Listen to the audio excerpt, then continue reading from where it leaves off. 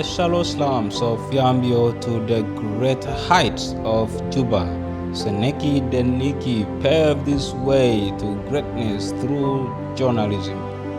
His personal character, dedication, and commitment to the profession has earned him the greatest reputation and has taken him to positions and places that he had never imagined. Deneki was appointed Media and Communication Specialist, a career breakthrough that was announced with much enthusiasm and less details. Guided with my curiosity to documenting transformative stories across Africa, I decided to book a meeting with Seniki Deneki to understand not only about his recent appointment, but also to document his journalism journey, a story that I believe would inspire many young journalists in South Sudan and around Africa.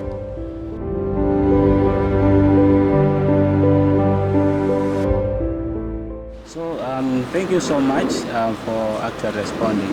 I just came across your Facebook post. Actually, you shared a post of a colleague who posted something about a wonderful progress actually of your personal life, and I picked interest in that because I looked at the post and I thought of what I was thinking in a day.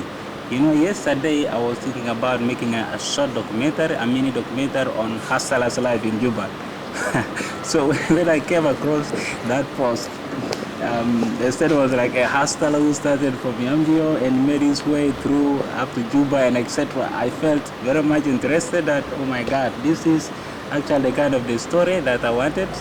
And also the fact that I have seen you in different occasions, you have been doing great work. I felt your story must be inspiring to a lot of young people, young journalists who are still coming up and those who are already in the field. I believe that your story will be inspiring. So particularly I have come here and I want to start actually from top, and then we can go to the bottom and we come back to top.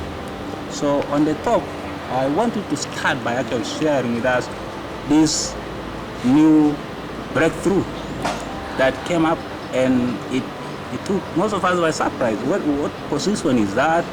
Where? Can you share with us a little bit about this appointment? Okay, thanks a lot. Let me just go briefly direct to the appointment. It wasn't something that much bigger or something. It's part of the voluntary. As at senior sub this year, there is what they call it South Sudan School of Internet Society. As part of the South Sudan Internet Society, it's a civil society across the globe. They say Internet Society, whereby I got a post across, then I applied, then I joined. I may not take much of it because at the same time when I joined the school of bachelor degree in computer science, why I joined. Then way back because journalism was in the blood. Then I felt like it's part of the journey. When I joined, I didn't finish, but it came back immediately. Now I got the journalism, I start practicing. Then I got opportunity, somebody offer for me to pursue their diploma in communication stroke journalism in one of the institute in Kampala here, Uganda. Why I do it online. Sometime I go, then I drop. So this appointment came over the School of Governance, where we are an alumni of it, where we underwent. Then according to it, from the alumni, like this internet forum, which took place, Internet Governance Forum event, which happened, which comes every year, as to the students, because we meant to understand the life we live today. Everyone consume internet.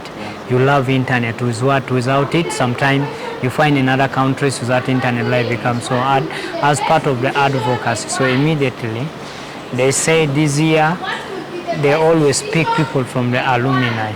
So when they picked, it was by surprise when the press release I share about the upcoming event in the group, and colleagues of journalism whom I practice with them, as I'm still even in school pursuing both two courses at the same time. That is computer science, which is the software, then pursuing that is a journalism at the same time, like carrying two loads at the same time. Then for them, they said, I told them, I was thinking like it is not achievement, but they praised me and said it is an achievement, though it is a voluntary thing to support the community. It is not easy for people to reach there. And that is how now it came out to reach that extent. Then some of them took it to the social media. They forgot to run the story and they were so excited. But all in all, during the event, they made me more successful in this event and make the event to be everywhere across the social media, being it on the newspapers and other websites, and even on the radios. If you're to listen to the early morning about the outcome and the resolution of the Internet Governance Forum, which took place yesterday in Juba. Yes, that's true.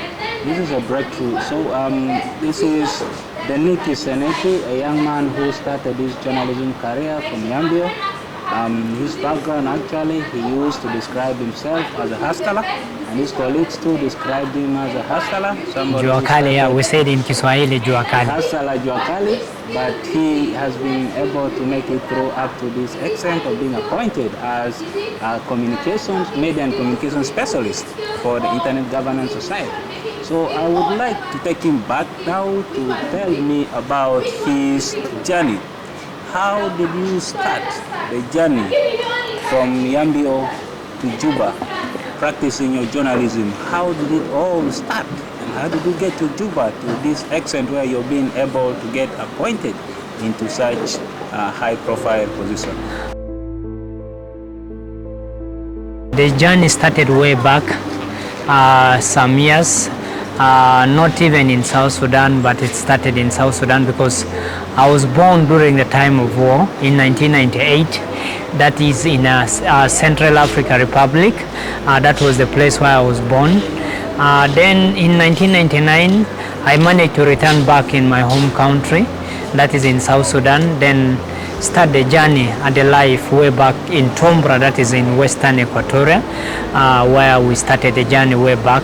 Then moving to Yambio, then start the journey, then moving to Juba and moving to the other countries, or the East African countries, so I don't want to mention much of it, then start the journey.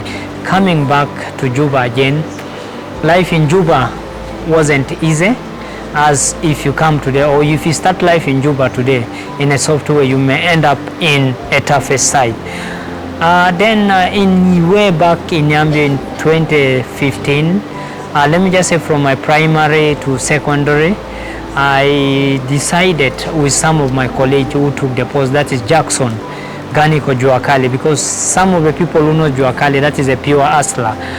We started way back. For him, he does border, then me, I do like connection, doing other things, and then it came back where I moved to Juba.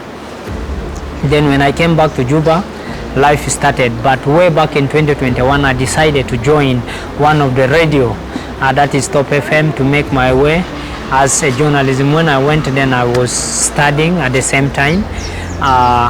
Then because I moved to school, I support myself from the hustle, which I do. But here today I'm talking more about the journalism, not other assholes which I do. With this journalism, it has paved a way for me in very many ways. It even get for me a job somewhere to other national organization. Then I started with Rights for All. From Rights for All, Central Equatorial Civil Society Network, a group of almost 45 national organizations, took me to be their PR. I may not say communication and resource mobilizer. From there I start making the journey. It became, some people start reaching out to me, big boys, big organization, which I don't want to mention. It may be much of praising them, but it's good to talk about people who came and stood with me through my way. Let me start with the M10 Telecom company. They came. Then when I was working for the radio, they give me gigs. Rack Media Company, Spectrum, those boys, they came all my way. They stood with me, and some insurance company like Baping National Insurance Company, they came to give their support in this journey so that I make it in the journalism. Then the biggest one was winning a deal with a Zain, South Sudan, which was one of the biggest deal for me when I was working for the radio. I worked for only 1 year, then I left. Then I went to the field, I worked with the Mail. I left the Mail after 1 year, then I moved to other area where I am moving today. I worked also with the JBS TV. To some of the people who watch the TV called JBS TV, I work as a sport anchor, or let me just say a sport analyst or a sport presenter, where I was presenting sport to people. Through sport and the journey, I made it to reach this journey where I'm moving today. Why I can't talk much of it, I may just say like organizations like United Nations Population Fund, UNFPA, they stood with me. South Sudan Football Association, they were there always for my service. I was providing it for free, giving it to the community all the time, because journalism is a sacrifice in South Sudan.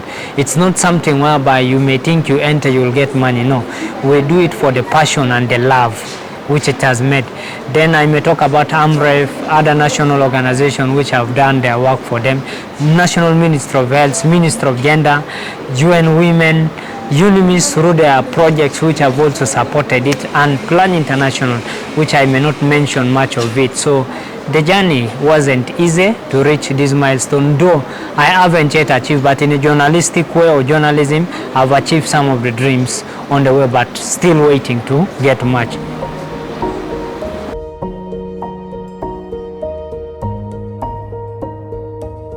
I asked Deneki about the challenges he faced and his lowest moments along the journalism path. The only challenge which we face in this country is sometimes financial burden. For you to make your work, sometimes you give yourself the maximum work. You go to the working place, and at the end of it, sometimes you are not being paid. Then you need to go back. And some of us who live here in Juba, most of the people who came to Juba, they live on a rental building. And sometimes it makes me like, should I quit? Though I found myself, I have a lot of people surrounded me. Sometimes they step into support. Some of them came in, or some of them. Sometimes there's a day where they say it's a bad luck.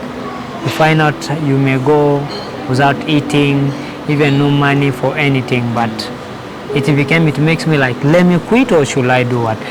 Then the hardest part was when the regulator became tough some years back, because they said somebody who is still in school practicing journalism or who is studying is not going to be guaranteed the accreditation card for him to do his work. But yet, I give kudos to the Union of Journalists for standing up by saying somebody who has undergone, who has taken orientation, who has practiced the thing, definitely you will have to be in the field.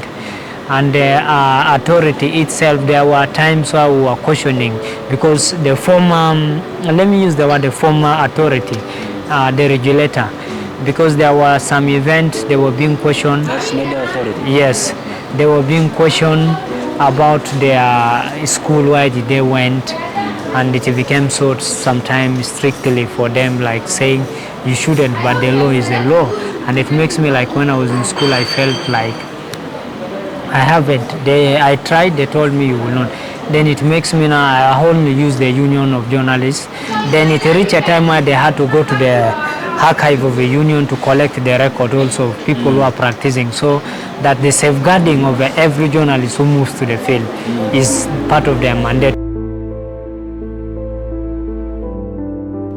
To understand how Deneki has been able to make his way through, I decided to ask him about his tricks of success, and he shared to me what he does that helped him become what he is today. Struggle is what I build in myself. I call myself, if you're to check most of my things, I call myself field hustler. Some people are saying they're hustlers, it doesn't mean like that. Field hustler, like dedicated myself. Resilience, why I have the strengths, I make sure I achieve it. Why I don't have the strengths, I do some research, I knocked out on the doors for others. And I love advice, or listening to advice all the time in the nature of my work. That is why it has made me become. And the other thing is consistency, commitment, resilience, dedication for the work has made me always not giving up. There are times you find out that you will never get, even though no matter what happened. Then the other thing is, because some people outside who are watching, prayers also sometimes makes you to become more stronger. and times there's a lot of heartbreak you go through, hard time, a lot and insult, things doesn't. But with all this, like us journalists, we collect a lot of insult in this country, but we smear it on our body, but it's like a bullet hitting you. You keep onward pushing, then you make sure that you want to read there. More special, I decided now to venture more into football and the gender related side, sexual reproductive health, covering those areas. Then an entrepreneur, then I became now what, consistent in my work, choosing the areas. Politics, sometimes I cover it few, not all that bigger, but I make sure I do. These are some of the things. To somebody who is coming today, who is a grown-up person, I may not talk about other certificate which I have in other areas, which I don't want to talk about it, so that they will be like, hey, you have the biggest profile. No, you don't need to give up as you're in this field of journalism. Journalism is all about commitment, not being on a paper. What is being taught in school is a theory, but the real thing is you need to be in the field. Being as a reporter, do your work, do diligence, stand up for yourself, dedication, then you will make it where you want to be. But where I am today, I haven't yet make it. I'm still learning, but people are saying I'll make it. It is their view, but to me, I haven't yet make it.